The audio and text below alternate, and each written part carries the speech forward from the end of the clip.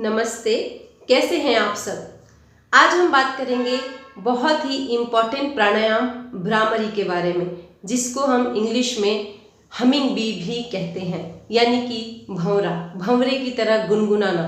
भंवरा जब गुनगुनाता है तो जो आवाज़ आती है, जो वाइब्रेशन निकलता है उसके अंदर से, उसी को कहते हैं humming bee breathing techniques. And I have divided this video in 2 parts.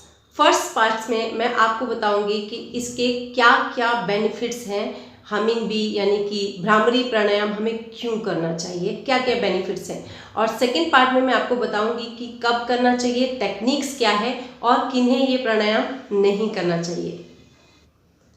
So now let's talk about the benefits of this beautiful pranayama. First benefit, Bhramari pranayama आपके माइंड को पूरी तरह से काम करता है, शांत करता है और मेंटली आपको स्ट्रेस से दूर करता है। इसका दूसरा बेनिफिट है, आप जब स्ट्रेस से दूर रहेंगे तो आपके अंदर पॉजिटिव थॉट्स अपने आप क्रिएट होने शुरू हो जाएंगे, यानी कि भ्रामरी प्राणायाम करने से आप पॉजिटिव थॉट्स क्रिएट करना शुरू कर देंगे अपने अंदर। थर्ड है, जिन लोगों को नींद नहीं आती, यानी कि इंसोम्निया की प्रॉब्लम है, नींद की प्रॉब्लम है, उनको नींद आनी शुरू हो जाएगी। इसके हमिंग बी के वाइब्रेशन से आपका माइंड पूरी तरह से जब काम होता है, स्ट्रेस दूर होता है, तो आपको ऑटोमेटिकली नींद आनी शुरू हो जाएगी। इसके रेगुलर प्रैक्टिस से आपको नींद ना आने की प्रॉब्लम से छुटकारा मिल जाएगा। इसका फोर्थ बेनिफिट है, आपको भ्रामरी करते करते आप इमोशनली स्ट्रांग हो जाएंगे। इमोशन जो होता है उसको कंट्रोल करने लग जाएंगे, क्योंकि कई बार ऐसा होता है कि हम बात बात पे स्ट्रेस लेते हैं, इमोशनल हो जाते हैं, और इमोशनली जो लोग स्ट्रांग नहीं होते हैं उनकी मेंटली और फिजिकली जो रिएक्शन जो होता है उनको वो पता चल जाता है आपको। तो मेंटली आपको स्ट्रांग बनाता है, जब स्ट्रेस से दूर रखेगा आपको नींद पूरी होगी आपकी और आप खुश रहेंगे, इमोशनली स्ट्रांग बनेंगे, बात बात पे आप किसी भी चीज़ पे रिएक्शन देना बंद कर देंगे। भ्रामरी प्राणायाम का फिफ्थ बेनिफिट है, जिन लोगों को सुनने की या हियरिंग प्रॉब्लम है उन लोगों की वो प्रॉब्लम ठीक हो जाती है, क्योंकि वाइब्रेशन से ब्लड वेसल्स बिल्कुल क्लियर हो जाते हैं, स्ट्रांग हो जाते हैं, जिसकी वजह से आपकी हियरिंग प्रॉब्लम जिसको है, किसी को सुनाई कम देता है या सुनाई नहीं देता है, वो प्रॉब्लम ठीक हो जाती है भ्रामरी प्राणायाम से। इसका सिक्स्थ बेनिफिट है, bhramari increases memory and concentration power, यानी कि जिन लोगों को बात बात पे कोई चीज़ भूलने की प्रॉब्लम है, स्पेशली बच्चों को उन बहुत ज़रूरत होती है कंसंट्रेशन की, स्टडी के लिए या और भी बहुत सारी चीज़ों के लिए, तो वो उनका इम्प्रूव होना शुरू हो जाएगा भ्रामरी प्राणायाम से। तो ये बच्चों को भी कराना चाहिए, हमें तो करना ही चाहिए, बच्चों के लिए भी बहुत ज़्यादा बेनिफिट करता है भ्रामरी प्राणायाम, क्योंकि उनका स्टडी में फोकस हो जाता है, वो कंसंट्रेशन देने लग जाते हैं स्टडी पे और पूरा ध्यान लगा के पढ़ाई करने लग जाते हैं। तो ये एक ऐसा मात्र प्राणायाम है जिससे बच्चों की मेमोरी शार्प होती है। द सेवेंथ बेनिफिट है, थायराइड ग्लैंड पे वार पड़ता है। थायराइड ग्लैंड वाइब्रेट होता है, जिसकी वजह से उसमें जो हलचल होती है आपके थायराइड को कंट्रोल करता है हमिंग बी, यानी कि वाइब्रेशन, यानी कि भ्रामरी प्राणायाम आपके थायराइड के लिए भी बहुत इफेक्टिव होता है। इसका 8th बेनिफिट है, गुस्सा। बच्चों को गुस्सा बहुत आता है, बड़ों को भी गुस्सा, आजकल हर किसी के अंदर गुस्सा बहुत है। गुस्सा और इरिटेशन, जितनी भी इस टाइप की प्रॉब्लम है, उनको हमिंग बी ब्रीदिंग टेक्निक्स शांत करता है, यानी कि आपके माइंड को काम करता है, आपको गुस्से से बचाता है। बच्चों को ये इसलिए भी कराना चाहिए कि आजकल बच्चे पढ़ाई के बोझ से, हर चीज़ से बात बात में इरिटेट हो जाते हैं, उनको ये ज़रूर कराना चाहिए ताकि उनका गुस्सा शांत रहे, और बड़ों को भी चाहिए कि वो अपने गुस्से को शांत करें। तो गुस्से को शांत करने का एकमात्र प्राणायाम है भ्रामरी प्राणायाम। तो अब आप जान गए होंगे कि हमिंग बी ब्रीदिंग टेक्निक्स यानी कि भ्रामरी प्राणायाम आपके पिट्यूटरी ग्लैंड्स, आपके थायराइड ग्लैंड्स, आपके नर्वस सिस्टम पे कैसे वर्क करता है और क्या क्या इसके बेनिफिट्स हैं, ये आपको पता चल गया। तो चलिए इसके दूसरे पार्ट में चलते हैं और जानते हैं कि टेक्निक्स क्या है भ्रामरी प्राणायाम करने के। भ्रामरी प्राणायाम मैं आपको बहुत डीपली यौगिक लैंग्वेज में नहीं समझाऊंगी, सिंपल लैंग्वेज में समझाऊंगी कि ताकि इसको कोई भी कर सके। इसको करने का सबसे सिंपल तरीका है कि आप किसी भी आसन में कंफर्टेबली बैठ जाइए, सुखासन में बैठिए या पद्मासन में बैठिए, जो भी आपको कंफर्टेबल फील लगे, जो अच्छा लगे आप उसमें कंफर्टेबली बैठ जाइए। स्पाइन को स्ट्रेट करके एकदम सीधा बैठ जाइए। डीप ब्रीथ करके और अपने हाथों को फेस पे लेके जाएंगे।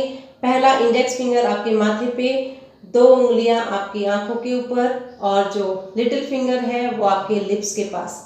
अब बचा थंब से आप अपने कान को ऐसे बंद करेंगे। कान के अंदर फिंगर को नहीं डालना है, सिर्फ इसको यहाँ से ब्लॉक करना है। और ब्लॉक ऐसे करना है आपके कान के अंदर किसी और चीज की आवाज नहीं जानी चाहिए। Pin drop silence should be inside. तो ऐसे करके आप अपने कान को, अपनी आंखों को धीरे से बंद कर लेंगे। डीप ब्रीथ इन और अब हम हमिंग बी ब्रीदिंग टेक्निक्स को अपनाएंगे, यानी कि भंवरे की आवाज निकालेंगे। अंदर से आपको ओम की ध्वनि निकालनी है। ओम अंदर ही अंदर, आपका मुंह भी बंद रहेगा, आपको नाक से धीरे धीरे सांस छोड़ते हुए ओम की ध्वनि बाहर निकालनी है, जिससे वाइब्रेशन आपका क्रिएट होगा आपके थ्रोट पे, आपके पूरे फेस पे, आपकी पूरी बॉडी पे। एक बार करके देखते हैं। डीप ब्रीथ इन,